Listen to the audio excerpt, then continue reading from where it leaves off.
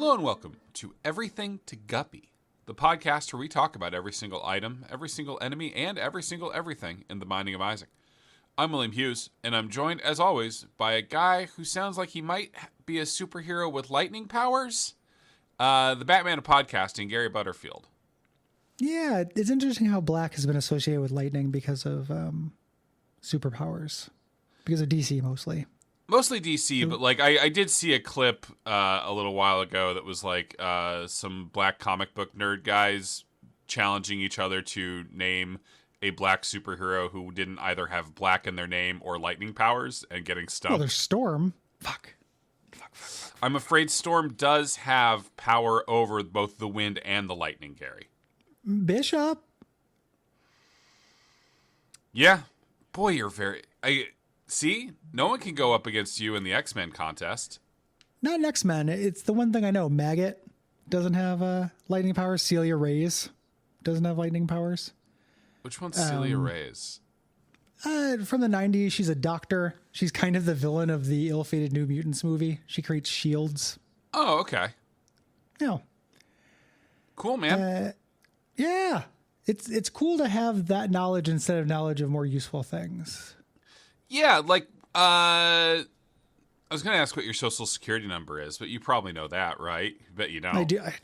I have it super memorized because I had to enter it for a job when I was a teen.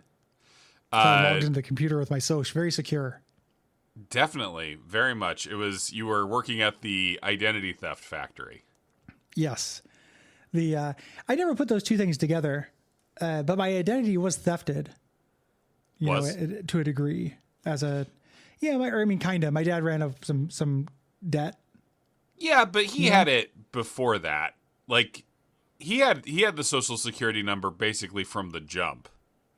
He kind of owned me and kind of made me, so it's really, I guess, not theft. Yeah, I guess you don't think enough, Gary, from the way you talk about him, about how much you owe him for making you. Yeah, it's like if you create a Protoss unit and it goes and does something like. That's not your problem. You created the unit. It's yours. My dad is playing me like a StarCraft. I am not comfortable with how much I'm the coolest person on this call right now. I don't think you're that cool. Between the Celia Reyes and then immediately going to a StarCraft metaphor? Say something cool right now. Hey, I like to have a beer every once in a while. I was going to say something sexual, but I didn't have the... Every once in a while means once every 6 months. Yeah, I guess that's true. I've seen it happen once or twice. That is true. Yeah. You got to meet Drunk Will. It's more than I get drunk. So I guess I'm not being the allegations of being not cool. No, you're a cool guy. You're cool, Gary. You're still with it. You have a newsletter. With it. I got a newsletter. I say old man things. I know that Bad Bunny's at the Super Bowl. There's some kind of Bad Bunny. Oh no! It's going to be at a Super Bowl. Ripping up the grass. I think it's like a Bunnicula. That doesn't mean it wouldn't. It doesn't mean it wouldn't rip up the grass. Bunnicula can still damage the grass even if he's not eating it. Well, he's not motivated by it though. Bunnicula doesn't hate grass. I don't think. I mean, Bunnicula is a demon. Grass. Yeah, I guess that's true. Like a vampire is inherently a malicious being. Yeah. Human vampires don't spend that much time ripping up grass, even though they could. You know? Yeah, but they do the human equivalent, like property damage. Were you a grass ripping up kid? I'm gonna need a little bit more context for that phrase. It's pretty much contained in the phrase. As a kid, I liked to rip up grass. I get yelled at for it. Gary, I think you need to describe the ripping up because okay. There's a lot of different behaviors I can imagine that could fall under that description. When you're a kid, in my experience, not everyone's, I remember. There are a lot of times in which you're sitting cross-legged on grass. Yeah. This would happen in gym class. This would happen at the Renaissance Fair. you know? Were you getting taken to the Renaissance Fair a lot as a little kid? I got taken to the Renaissance Fair once by my aunt and uncle. How was that? There's an embarrassing thing. Pretty embarrassing. I was a little smelly kid. I didn't shower. I had, no one was doing laundry and I didn't have the wherewithal to do it. Sure. So one of the town fools followed me around making PU faces for a little while. And it was on video. My aunt took a video of it and we all laughed and laughed. But I'd rip up grass second. because, yeah. Gary, I know that's a bad and traumatic memory for you. It's very good. It's pretty funny. Like, there's a lot of stuff like that. I went to Star Trek convention and puked on the floor. Like, I was an embarrassing little kid. I was not good at it. I bet that town fool is a doctor. Like to be that funny, doctor? To be that funny and sharp, probably like a doctor, or maybe like some sort of like professional class kind of person in their non-fool life. Do you think they're the nefarious Dr. Giggles? They're Dr. T, and boy, those women won't leave him alone. No. But anyway, I would rip up grass, and everyone and adults would yell at me for it when I was sitting there. How much would... I guess did they notice you doing the ripping, or did they... Notice a huge pile of grass next to me? Huge pile. Like, they would someone would walk through an area where you had been sitting. First of all, they go, "Oh my God, what died here?" And then they'd see like a big pile of grass. This kid can't afford new clothes. No, I would. They'd watch me doing it. Okay. And they didn't like it. I would sometimes pluck a blade of grass to feel what God feels like, but not... I do a handful. Doing handfuls. Okay, so that's... Just so everyone knows, if there is a serial killer in Portland who is gently taking one person out of the population per, let's say, week, that might be me. Yep. But someone going on more of a... let's say, spree. Ambitious? Or some other kind of fruit-based candy. Yeah. That might be a Gary Lewis Butterfield. The trick is, with a handful, you get a very pleasing resistance, and then it goes away. But when you pluck a single one, you feel the immaculate power of no resistance, simply yielding to your touch. And those are different styles when it comes to everything, really. Basically everything. I'm kind of a focused power player in all arenas. Focus is definitely the word I associate with you most. Power is probably the second one. That was an authentically shitty thing you just said. It was good. I know. I know. Hurt my feelings like not a not considerable amount. I was really impressed with it and very proud. Thank you. You're welcome for that. I'm not good at focus or anything either. Ain't nobody I know good at focus. Buddy, you don't have to. You can just have said the mean thing. You don't need to walk it back. It can just be a true mean thing you said about me, and we can both like it. Okay. No, I mean, I didn't even like it very much. I just kind of said it. Yeah. I don't know how to describe. I'm just here picking up handfuls of grass. Yeah, you're a truth teller. It's a Monster Blitz where we are genuinely talking about every single monster in the Binding of Isaac at least a little bit, and have been for the last 70-some weeks. Yeah, and will be for the next 70-some weeks or so. I mean, we're getting there, but there's still a lot. We should probably slow it down. Today we are talking about one of the best visual enemies in this entire game. The Black Maw, or it's Thanos's Dark Order name, Ebony Maw. Sure. Is an evil grinning sperm the size of an Isaac. Yeah, with teeth. Yes.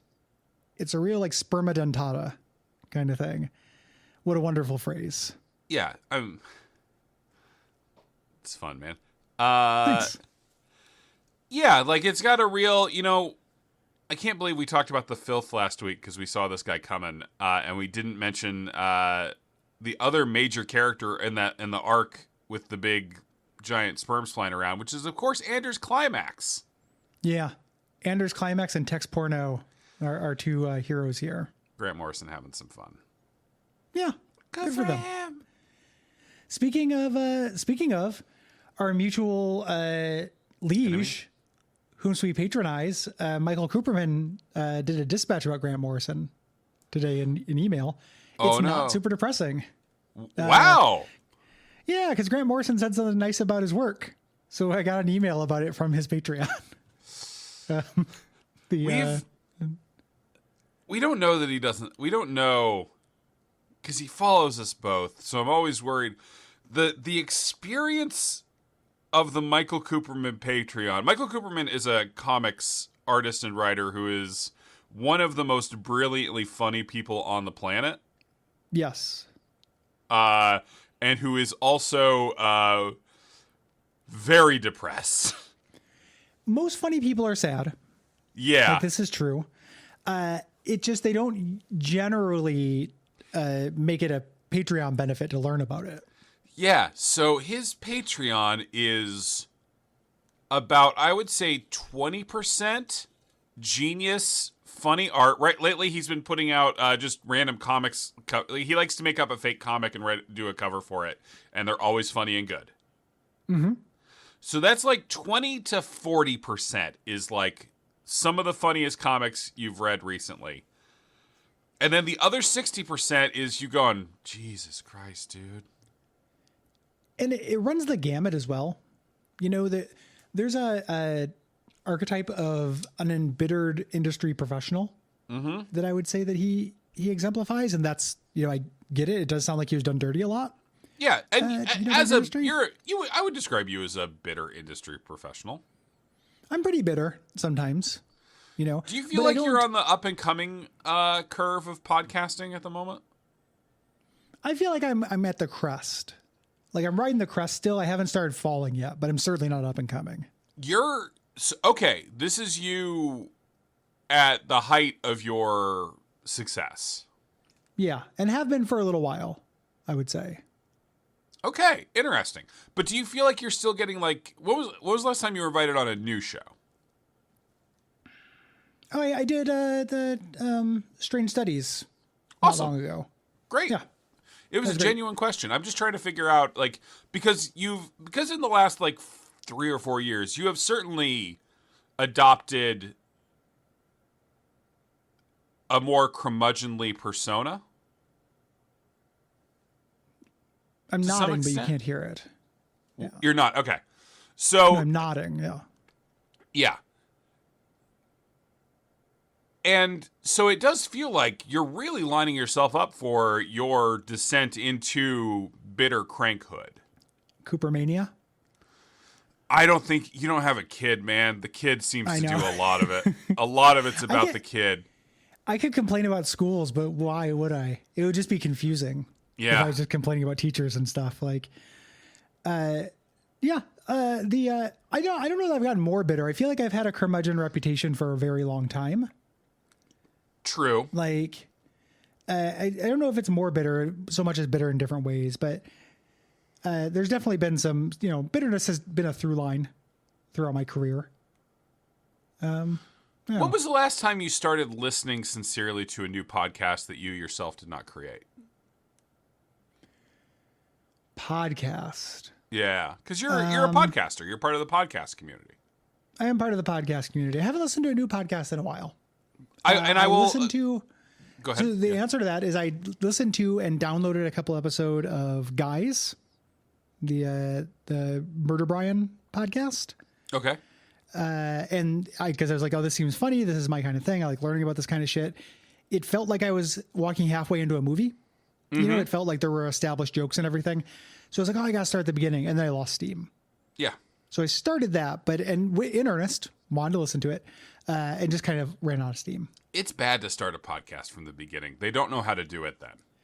They don't know how to do it, but I've gotten starting when everyone's just laughing at things that don't make any sense to me because they're running jokes feels bad to me. Yeah. It's kind of like starting to play Counter-Strike. That's a really good metaphor, Gary. Oh, thank you. And I was thinking about it in the context of Guppy, the contacts of Guppy. We don't have that many running jokes, I feel like. No, we don't have that many jokes. We used to. We forgot a lot of them. That is true. There was a bus, I think. There was Brick in Your Switch. There's the whole ASMR thing. The seed. And then we had running bits that weren't jokes, like how do we improve this item? You know, how would you improve Black Maw as an enemy? I don't think I could, Gary. He's really good. Perfect and beautiful. And then he's a real problem, I'll say. Yeah. So this is a upgraded version of the leech enemies, which are already problem enemies. Yeah. Yes. Big smile and black sperm. When it gets on the horizontal with you, it's going to charge you. Yeah. You know? Twice. But it spawns those little leech things when it's not. And those things do that as well. Yeah. So it's a immediate attack. It is a creating like area denial and problems. And the kicker, Gary, like many things that are coated with this kind of shiny blackness in this game, when it dies, it explode. Like a real sperm. Which is a problem because you were probably shooting it while it was halfway towards charging at you.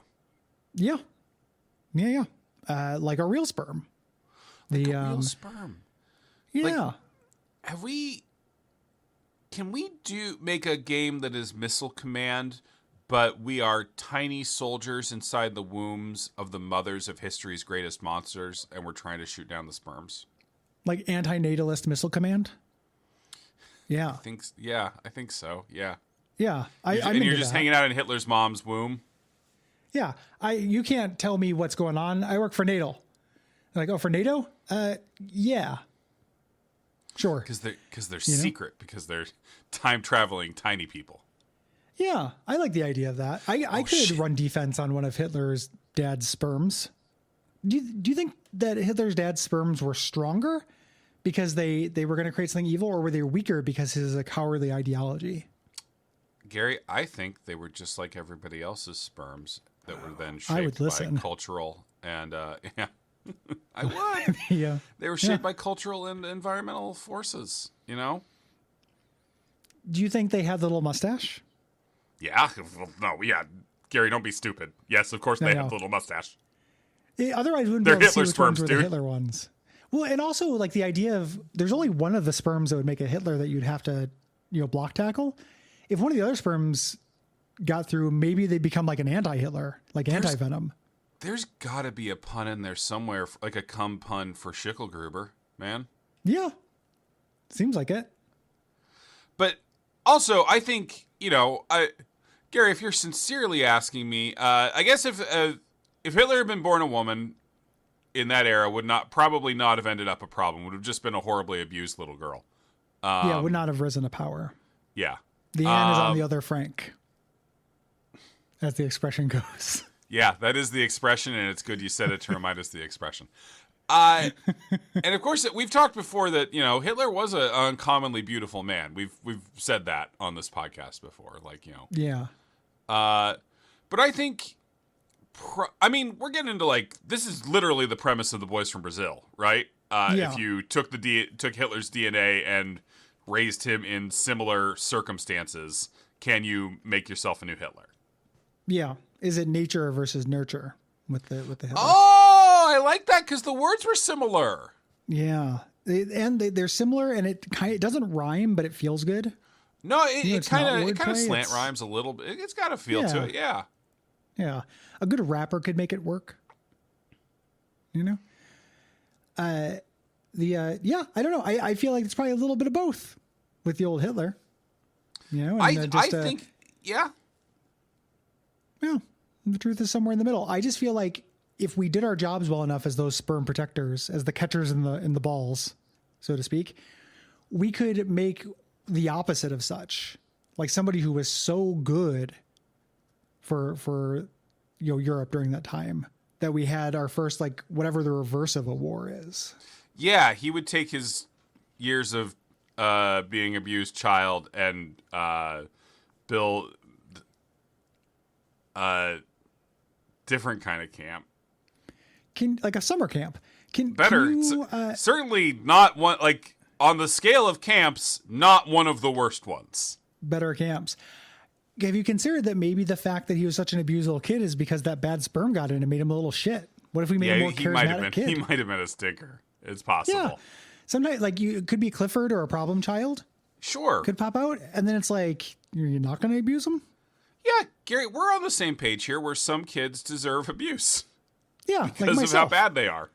Yeah. No, I get it. Yeah. Some kids deserve to have the phone call from their dad where he, like, weepingly tells them that he, like, took the money out of their piggy bank and stuff. Like, they deserve it. Parent confessions are the fucking worst. I was talking to Kay about that recently. Parent confessions are so hard. Yeah. It's the worst. No, it's very much making the child's problem. Yeah. I used to get ambushed by those going to the bathroom at night. Like, I would get up and go to the bathroom, and my mom would call me into the kitchen. And I'd be like, uh-oh. It's mom's, like, 3 a.m. kind of drunk therapy apology tour. The worst. I moved across country, in part, to get away from it. Sure. Yeah. Oh, man. Gary, you took our fun thing where Hitler Youth took on a much nicer connotation, and you made it sad. Yeah.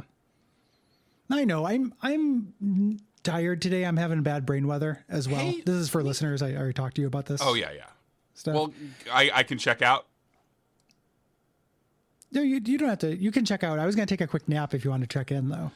Okay, yeah, Gary, I think we've got to do some improv or something to get the spirit up. So I'm going to... Yeah. Just let me... improv prompt generator. Oh, God. Wait, hold on. You know incognito window?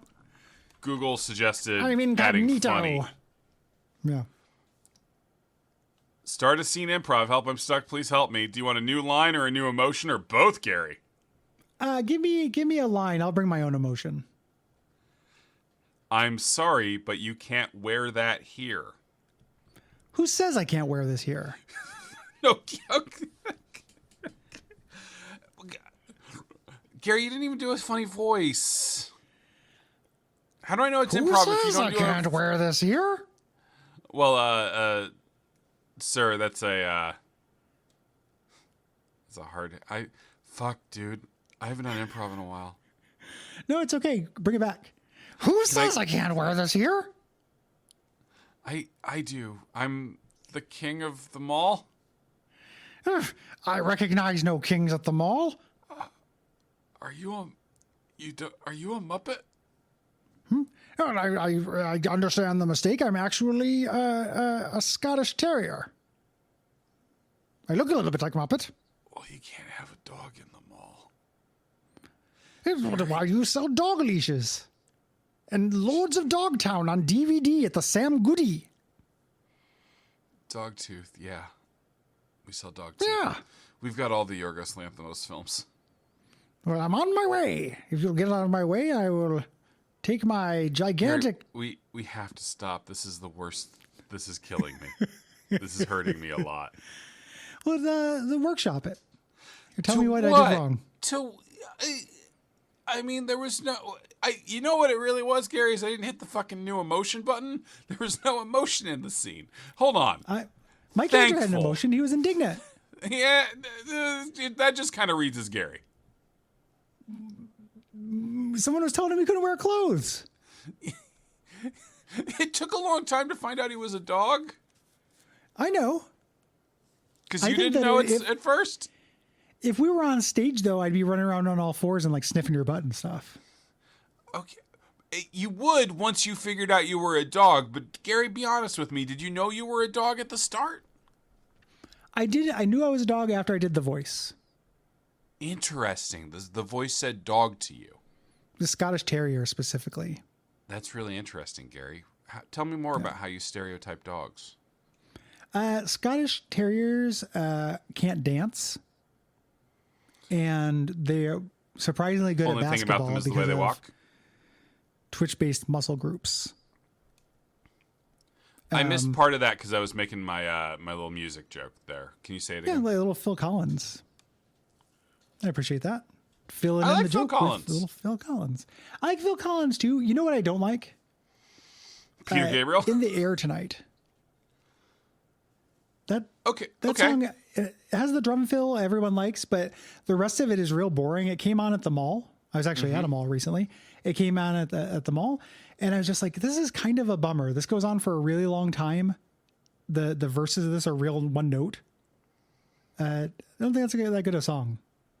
I don't know. That's a real vibe, though, walking around Lloyd Center with that playing. Like the world's most abandoned, second most abandoned mall after Mall 205. Yeah, which is no longer like you can't go into the mall part of that anymore. I don't think They closed so Mall 205 is not was barely ever a mall here in Portland. It's out in East Portland. And for a long time, literally the only reasons to go there were the Magic Theater that Gary has talked about many times and the DMV. Yeah. And then they both left. Now, they both left, and now it's a Target, and it's a big, long connecting hallway between a Target and a Home Depot. Yeah. That doesn't connect, that you can't enter. And you can't go through anymore. Probably used to be because able to. teens were doing drugs in it. The saddest period of that dead mall was when all the stores had left, but like one restaurant in the food court was still open. The one little pizza place. Yeah, you could go in and there was like one pizza place in the food court with just like one guy who had been forgotten about, like one of those Japanese soldiers left on an island. Yeah, just selling pizza to people who are either about to go in or had just left the DMV. Yeah, just one captive marketplace. I think about that guy a lot. Like think about that place, but that closed down as well. And then the DMV moved. You can't keep a DMV there. No. The new DMV is nice though. I went to the new DMV to get my real ID. Yeah. And it's like fairly pleasant. You know? No. Yeah? You, potpourri? It didn't smell pleasant. Good sense? Not bad sense. Like the one downtown. The one downtown kind of stinks. This one didn't smell like anything. And I was able to make an appointment. So I just kind of showed up and did it. They do appointments. You do have to do the appointments now. I tried going without an appointment to the Gresham DMV. I didn't recommend that. No, that would be...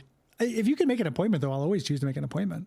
Yeah, if you would like to have a series of small stress-based arguments with your wife, I can't recommend anywhere better than standing in line at the DMV in a line that stretches outside the building because you got there 10 minutes before it opens. Yeesh. What kind of small little arguments you having? Just about anything. Just general, I mean, do you want to get into like what's going on in my life? Like what do you want to know? Yeah, what's the most recent argument you had with your wife? Maybe someone touches you when you weren't expecting it and now you're upset. Yeah. That's someone, do you mean like somebody in line? No, your wife. Your wife. Okay. Like touches your shoulder and you have real sensitivity there. And like now you're mad. And you probably talked about it before. Probably talked about it before. And you're standing for a long time, so everything hurts a little bit because you're 41. Or maybe someone doesn't laugh at a joke that you made enough, and that's needs to be analyzed, right?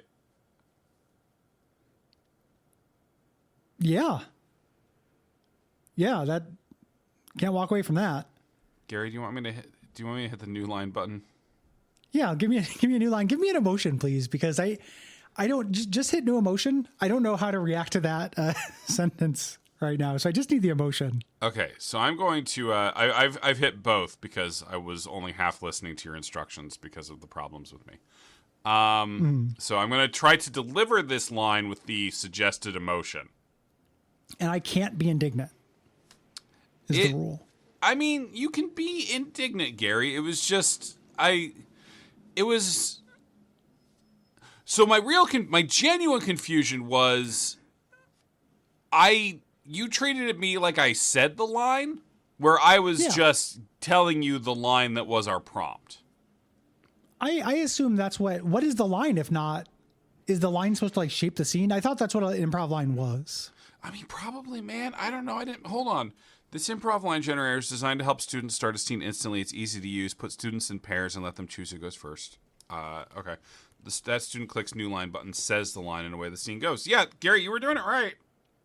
Yeah, I don't know how else it would work. Like the idea Don't touch my shoulders when I'm not expecting it. I'm sorry. I'm sorry. You had a bug on there. Okay, but I would rather have a bug than like an unpleasant sensory experience. Okay? It was really... You're the one who keeps telling me I'm autistic. I hear you. It was a really scary bug because it had come from the NSA. The National... They're monitoring us. Sexiness Agency? National Security Agency. Security Agency. Yeah, you kind of... National Security Agency. It's and I respect your shoulder. Please don't make fun of my speech impediment. They're listening to us. We can't be bugged while we're in line. They can't know our mission. Gary, that was kind of like, there's the Simpsons thing where there's a character on TV named Homer Simpson. Yeah. In an episode, I'm not saying generally. Yeah, Max Power. Yeah. I do know that about The Simpsons. Yeah, you know the Max Power episode. What if I was like, do you know there's this guy on TV? Do you know about this guy? Yeah, Homer family, Simpson. And they're kind of weird. Works at a nuclear power plant. But he must be very smart, right? No. You'd think so. It's actually a kind of a big problem in his life. It's responsible for a lot of the things going wrong. A lot of things going wrong in the city and country. Everything revolves around him, and his wife is a fucking smoke show. I can't with you, man. National Security. But yeah, it was like if a TV show had written in a guy who was going to come in as like a cool NSA guy. Yeah. And then the actor gets there, and on the first, he shows up and goes, I'm Agent Cool Powers with the National Security Agency. And the writers are on set, and they all look at each other like, oh my God, this guy. And then from then on, that's who they're writing. Yeah, it's exactly like that. No, I'm happy with that flub. I like security. So you're saying there's this guy, and he's got how many kids? Well, 2 and a baby. And listen, the baby's not going to do a lot. The baby is often superfluous. And also, we don't figure out what to do with the girl for years. She's just a brat and kind of a lesser version of the guy for some reason. The boy, you mean? The boy. There's a boy and a girl. There's a boy and a girl. We don't figure out what to do with the girl for a long time. Like 3 seasons? Okay. What if we get Dustin Hoffman in for an episode that kind of establishes who the girl is? Yeah. And we had to contrast her. So she can't be a baby. She can't be a dad. There's already a baby. Yeah. That's what I'm saying. Right? We had to contrast her. No, I'm refreshing myself on the premise here. There was already a baby? There's already a baby. The baby's not going to do a lot. It's kind of a prop. It's kind of, and then, God, every now and can we maybe have like a stunt casting every now and then so the baby says a word? Yeah. Just to get people excited when they're not looking at the mom, who I was trying to think of a good sexy name for, since this is going to be honestly the main appeal of the show. Sexy names. Vivacia Orgasm? Vivacia Orgasm's really good. Let me roll it around here. Hey, Vivacia. Do. What was that voice? That was amazing, dude. That was like... I think that's our voice for our main character. Is the man... Well, I forgot the name we came up with for him. Probably something like really rare. Oh. Like not a name that people have usually. Crump? No, shit. Eddie Murphy did the Crumps. We did the Clumps. Fuck! But shut up. Pretty close. Shut up. What? I'm saying shut up to you, Gary Butterfield. I'm out of the scene. Don't correct me on what the family in the Nutty Professor is called, and then had a movie that was their whole last name. Shut up. What? Fuck off. That's good improv. Shut up. If shut up is the best improv. What are the crumps? There's the crumps. What are the crumps? Well, these could be the crumps, I suppose. No, I don't mean Google. I don't mean the clumps. I know who the clumps are. Who are the crumps? The crumps aren't anything. They have to be something. My brain insists. Stop. All Google will give me is pictures of Eddie Murphy in these various fat suits. I want the crumps. You're getting the clumps and crunking mixed up in a beautiful portmanteau. I was thinking of Ken Kwek's ebook, Kelly and the Crumps. Okay. Kelly and the Crumps. Boom, boom, boom. In his second wonderfully wacky children's novel, Ken Kwek takes a hard and funny look at teens beset with academic pressure and technology overload. Ken Kwek. That's just his name, man. You can't make fun of that.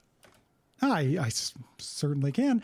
It's popping up with autocompleting to Portland, Oregon. Are they a hometown hero? It's possible. Yeah.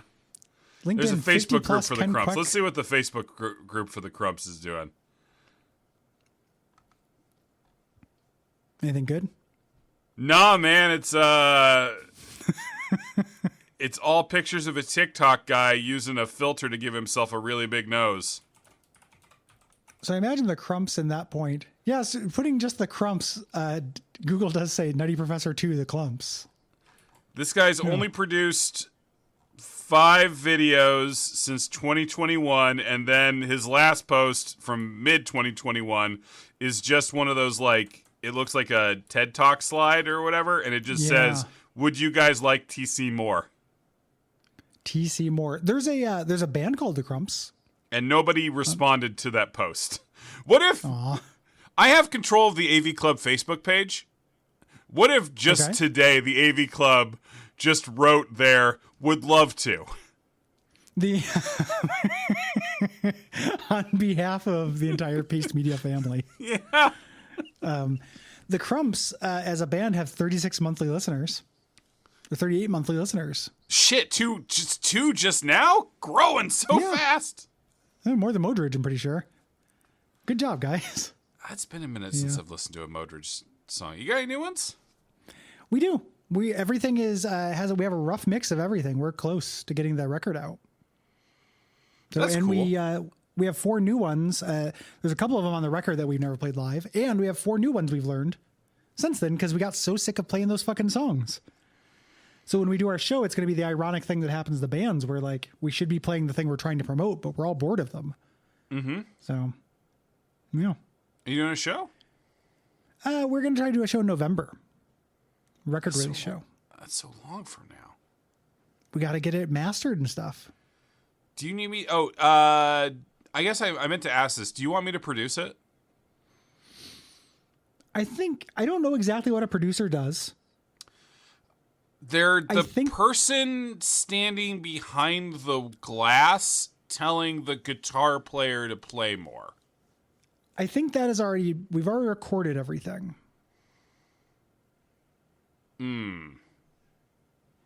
I think sometimes the producer works on, especially these days, probably does it afterwards too with computers. Does the mixing and mastering stuff? Well, it's being mixed as we speak. By so who? That train is leaving. Oh, hell yeah. My wife is vacuuming right now. Excellent. That's exciting. Being mixed by a guy named Crespo. Would you like wait, really? Yeah. Crespo? Crespo.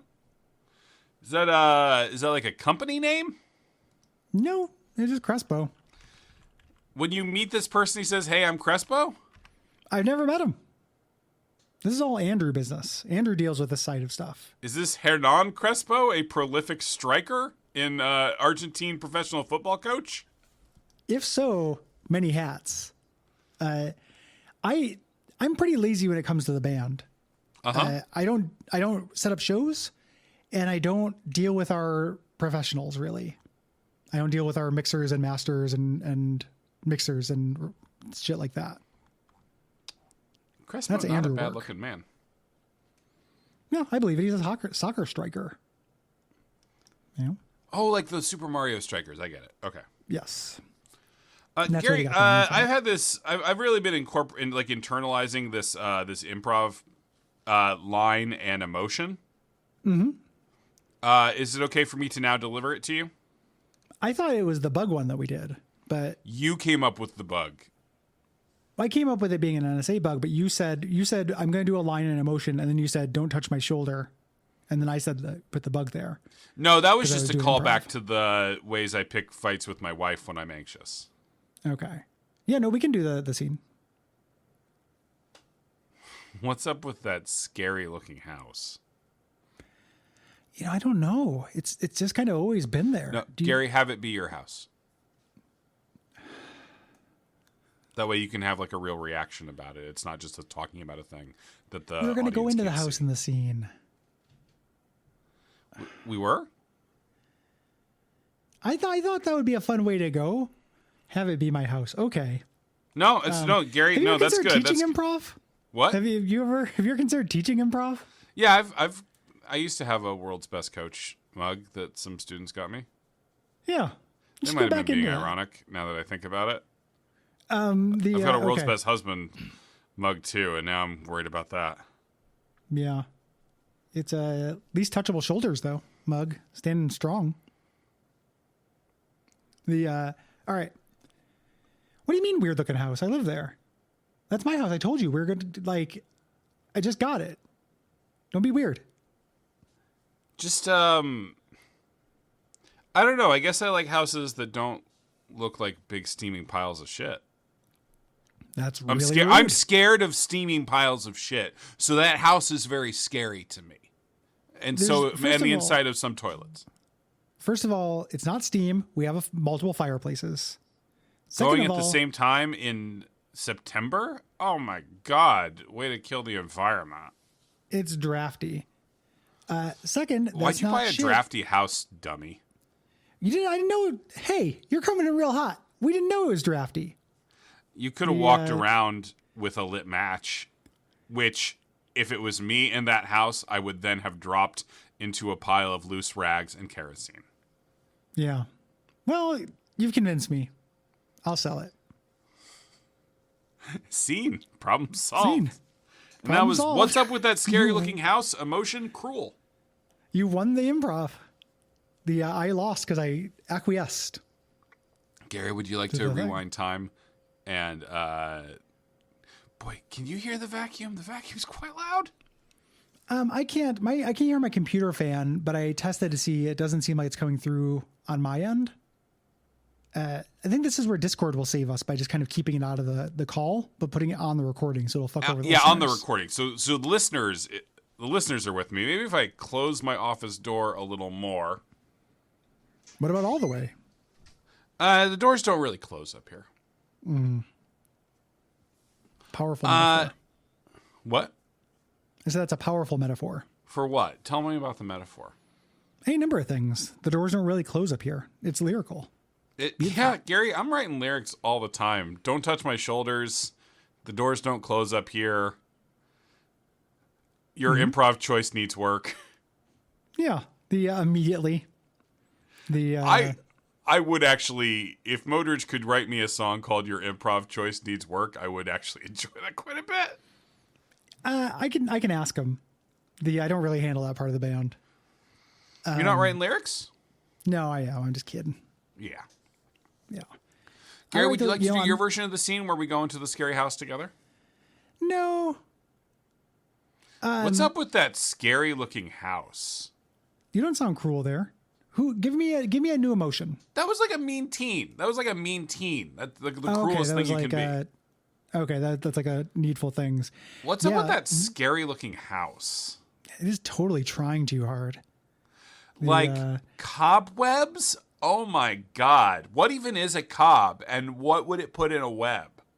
Corn? Good one. Don't do that. You know I don't like that when you you like laughed at my joke for a second, and then you were like, but I want to seem cool. So you made it like a joke that you laughed. We've been arguing all day. Listen. Yeah, but you keep doing that in front of Frank, and like, I'm trying to like tap. Yeah. Well, he's pretty good. But you keep like doing like social negging on me to like raise your status. Cause you did you like the Cobb joke? I thought the Cobb joke was okay. Then I'm a little distracted today. What? I'm a little bit distracted today.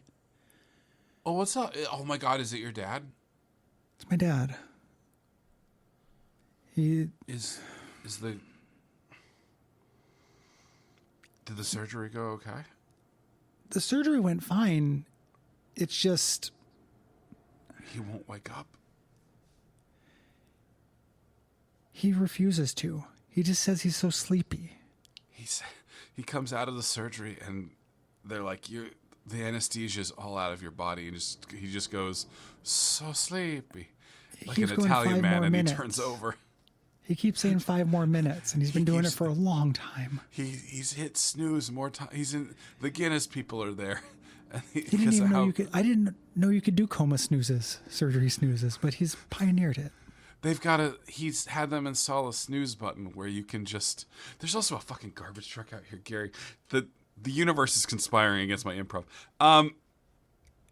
Like they've set up something where it just pumps a little bit more anesthesia into him every time he snoozes. I think he's getting addicted. He might be addicted, but also to snoozing. Every time he says he's sleepy, it's in like an Italian accent, which I also think is problematic. Well, we're Italian. I've worked. Yeah, really but you're not that Italian. My father's pureblood Sicilian. Even then, the way he's saying "I'm so sleepy," it still seems bad. I think it's because I've been playing New Super Mario Brothers in the room while he's knocked out. Are you playing as Mario or Luigi, or are you doing one of the ones where it's like they can't die? I'm playing as Nabbit. Now you're playing. That's why your dad won't get up, because he's so fucking disappointed in his child. He's really ashamed, so he's asleep forever. Because you touched the super leaf, you noob piece of shit. Yeah, I keep playing as Nabbit because I don't want to die. I'm not good at platformers. I wish your dad would play as Nabbit, so that he wouldn't die. I wish my dad would play as Dad. And play with me. That sounded sexual. Listen, is it bad that it sounded sexual to me? It's a little sexual, but we're Italian. It's okay where we come from. I'm so incest. I'm so problematic. Let's go spend a night in that haunted house. Let's go spend a night in the haunted house with the corn on the cobwebs. Shit, Gary, should we? Holy Gary, that scene was great. Fuck it. Mm-hmm. Corn on the cobwebs. We could sell that at Spirit Goddamn Halloween. That is pretty good.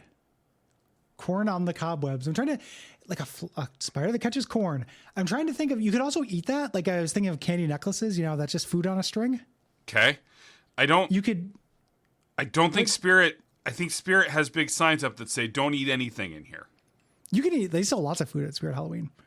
I'm a YouTuber who ate at Spirit Halloween for a week. Says I. No, they sell food at Spirit Halloween. Yeah, okay. I guess that would have been a funny premise to explore, but yeah. I mean, and they sell snacks and stuff. You can go in there. I bought straight up bought a soda from Spirit Halloween. It's weird, but it's just like, I don't want a soda. Shit, I happen to be at Spirit Halloween. Yeah. I like Spirit Halloween in real life. Yeah.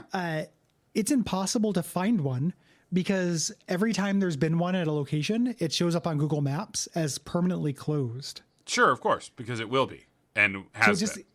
It just keeps spreading, because they're migratory. They're not, in the same same building every year. So the map is just polluted with Spirit Halloweens that don't exist. Phantoms. Yeah. I think, Gary, you finally found one problem with our modern internet tech infrastructure. Yeah. It's not good.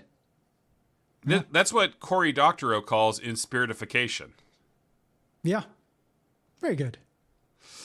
Good pull on the guy who coined the term as well. I don't remember that guy's name. Well, it's really just he's one of our only Corys who is not currently involved in a boy band. Yeah, we have or one of the two Corys, like the one that sold their teeth and died, or the one that is a current acting musician, sideshow kind of character. Did Corey Haim sell his teeth? Yeah, a shame. That sounds like that sounds depressing. It's some of the most desperate you can be, because you only get so many of those shits. Yeah, well, maybe, but they trick you, right? Like early on, first refill is free. Yeah. Yeah, and they give you money for it. I can see how you would get to thinking that was like a steady renewable resource. Yeah, 100%. We fool kids into trying to rip out their teeth for money, insidiously, like intensely. You ever do like a crazy tooth pulling kind of thing? String around the doorknob, that kind of shit. Slam a door. No, I only saw that in cartoons and on the Jackass series of films. I've never seen that in real life. Those Jackass boys were teaching us about modern masculinity in a lot of ways, weren't they? They were. Just tie the perfectly healthy tooth to a Lamborghini and let it rip. They did it with a Lambo? Yeah. Was Butterbean driving? No, Butterbean was not there. Butterbean, he one concussion and out for Butterbean. That sucks. Butterbean's like where I'm at, man. He's he's a exceedingly charismatic member of the cast there. Did you ever do any tooth stuff, or is that just TV? Do you know who Butterbean is? He's a boxer. Yeah, he's that stocky little boxer man who can hit harder than anyone else in the world or whatever. Yeah, he knocked Johnny Knoxville out. And then Johnny Knoxville, his first words having a concussion on the floor is Butterbean okay? Which I think is very funny. That's very funny. That's that's pretty good in the midst of having a concussion. For concussion humor? Like, funnier than I could be with a concussion. Well, we could find out. That requires some A/B testing, bud. We got to do you kind of get one concussion, like in your life. Like if you start getting more, then it's a real problem, but you get one and it's basically okay. You just hang out for a few days. We could try a concussion guppy. We should. It feels like maybe we should alternate concussions. Yeah? I think if we both hit each other on the head with our heads. You can't hit me hard enough to give me a concussion. With my head? With my hard skull? I don't think so. I don't think you have like the swing power. Do you think you do? Absolutely, yeah. Huh. I think if you tried to headbutt me into a concussion, you would end up throwing up into my mouth. It's very beautiful. It's my favorite lyric from This Must Be the Place. I think I probably would. But I might miss. I might just throw up on your shirt. Oh, true. And then I'll have a concussion. You'll have throw up on your shirt, and we'll see how that informs the energy. Where's can't make it worse. Website. This is a rough one. I wasn't feeling good and funny today. We pulled it out. But I'll say to the listeners, I'll apologize. This was a struggle. I'm tired. Gary, I don't think we pulled it out, and I think we did do a bad. And if you were laughing at this, listener, you were wrong. Yeah, there's some good bits that I made in there. A couple of funny jokes. Yeah. Just here and there though. This is one of those episodes where it's like, why did we do this for an hour? Like, what if we just edited down the best 15 minutes of Guppy? Gary, this is getting too real, and I'm feeling it. Oh, okay. I'm sorry. Not my intent. No, it's good. It's you've been giving what in surgery terms they do refer to as a heroic effort. Yeah. It was, and they only say that when you fail. Yeah, no, you never hear heroic effort on, and then it went good. Yeah, you never do a heroic effort and then make it. Gary, I'm just going to click new emotion until there's one I can feel. Okay. Hey, depressed number 1. Hey, there we go. I'm going to random emotion generator. This is on an improv prompt generator, but I can pull up a random emotion generator. Yeah, I'm on perchance random emotion generator. I got pity. Can I feel pity? I'm going to randomly generate 99 emotions. Uh-huh. And see, I'm going to go down these until I figure out which one. So I'm going to go through these. You tell me which of these is the first one you feel. Gary, You have to tell me if this is one of those fucking questionnaires the doctor keeps trying to give me. No. That one you have to do every single fucking time. Yeah. No, it's not that. And also, I put in pretty anxious this last time. They didn't even fucking look at it. No, they don't care. It's this weird little like chart thing. I sent my doctor an email about anxiety and they haven't gotten back to me yet. I'm like, what? How's that feeling? Job. Anxiety making. I'll tell you right now, I have also put in the 99. They don't have 99 emotions in this. Let me see. Oh, no. Yeah, it does that no more items in the consumable emotion list. No more items in the consumable emotion list. And it's most really of the list. That's a real feeling. Yeah, no more items in the consumable emotion list is the most relatable feeling on here, I think. That's amazing. That's really good. Boy, I feel like I could come up with more emotions than this. Yeah, probably. My first one's lust, which I also don't necessarily count as an emotion. Yeah, lust, longing. Okay. Humility, I guess humiliated. Humility is more of a virtue than it's not. Emotion. The more time you spend around humble people, the less it seems like it is. Yeah, but I'm going from Ultima virtues. Oh, like in Meanwhile. What? The Choose Your Own Adventure.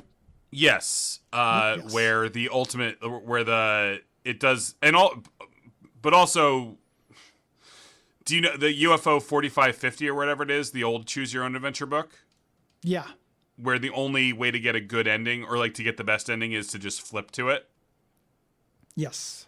And that's called Ultima, the utopia you end up in because you're like traveling around in time. And then in the book, Meanwhile, there is a full page reference to that, where if you just go to that particular page without like having to follow the lines, you can get to a place where entropy no longer exists. One of the things that happens when I'm depressed is I do a lot of binging compulsively of information. Yeah. That speaks to the fact that you do that a lot, just kind of generally speaks to how often you're depressed.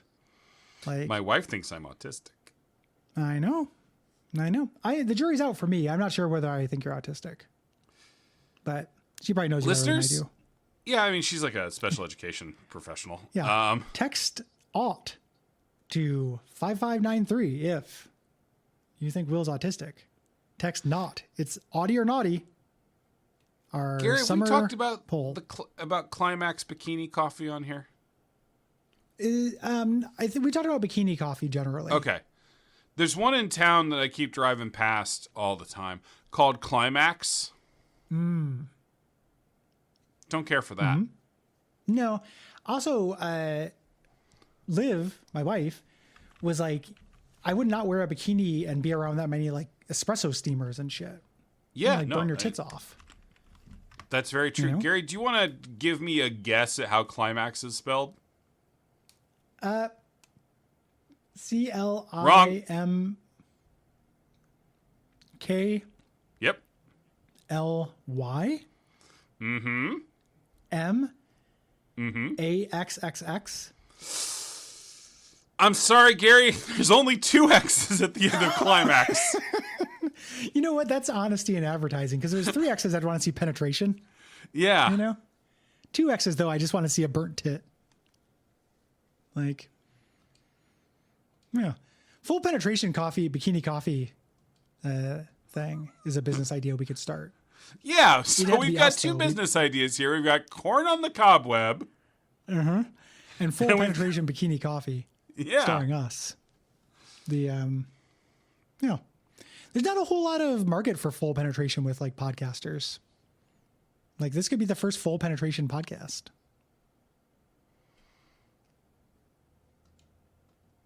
I'm thinking about the statement you said about there not being a lot of.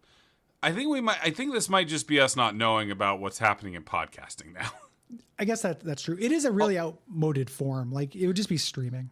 Well, it's just podcast is videos now. Yeah. It's weird. Does that bother you as a podcaster that podcasting is videos now? It doesn't bother me. It makes me grateful that I got in when I did. When audio was possible. Yeah. You and Kay should start just recording the video and just putting that up. Nobody, like, I'm trying to not lose patrons. Like I don't, nobody wants to look at us. Even though I'm very handsome right now, but yeah, I make a bunch of dumb faces when I podcast. Yeah, people would like that. They might like bikini podcasting or like hot tub podcasting. Gary, we should, we should try doing a video call one of these. I think that's an interesting idea. Yeah, I don't mind that. Let's spice it up. Maybe that's the fucking energy. Maybe we finally get some fucking energy. Yeah, this was a rough week for energy. Stop saying that. The listener doesn't need to know that. I have a disease where if something's true, it's hard for me not to say it. Be on my side. I am on your side. Just Climax, like my dad. Climax Bikini Espresso. How's it doing on Yelp? No ratings on Yelp. You could rate it. I could be the first person to rate Climax Bikini Espresso. Do it. Somebody also should leave us a review in the Bikini Espresso thing. Like this one. Yeah, Gary, if people enjoy the show, what should they do? Good Lord. Patreon.com/Duckfeed.tv would be a good place to start. That'd be a good place to start and stop. Yes. And a rating and review would be a great place to finish. Yeah, and begin. Great place to climax. Like this one left by Bean Dip Warrior on Apple Podcasts. 5 stars. Pretty good improv freeform podcast with Binding of Isaac as a jumping off point, hosted by Will Hughes, talented writer for the AV Club who occasionally damages me like a psychic screwworm, and Gary Butterfield, a man who you can always guess what his word of the day calendar said. Did he just just say grok in its original syntax? Did he just use the word druthers? That is fucking brutal. I genuinely debated reading that one, but I thought you could hang with it, and also you were mean to me a couple times today.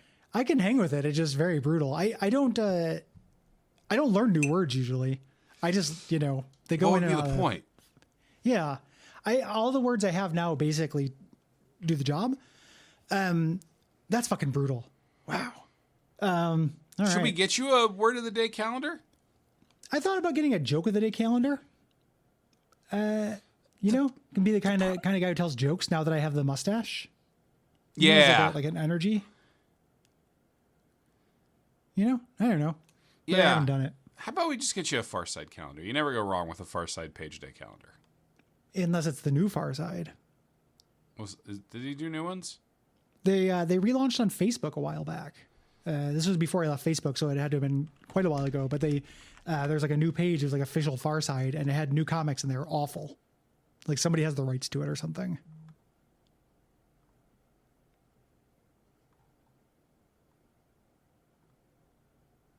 Sorry, I'm just I clicked on the Far Side website, and it was just Far Sides. And hey, it's still pretty funny, those ones. No. Yeah, there were some bad ones on Facebook. We keep cruising past an ending point for this. I don't think so. I think we're still heading towards like the perfect moment, dude. We're still on a trajectory towards the first laugh of the episode. That's so much pressure. No, just Gary, all you need to do is take all of the threads that we've been working on, slowly building organically all episode, and come up with just one sentence that brings them all together. Improv is like a haunted house in a coma that comes in your coffee. Unless the sperm protectors create Nadal, unless Nadal's there. Unless Nadal's there, who stops your coffee from having the nature nurture Hitler experience. That wasn't it. Let's keep going. And in addition to that, what is it? I don't have it up anymore. Emotionless not found. No more items in the consumable emotion list. No more items in the consumable emotion list. No more items in the consumable Guppy list.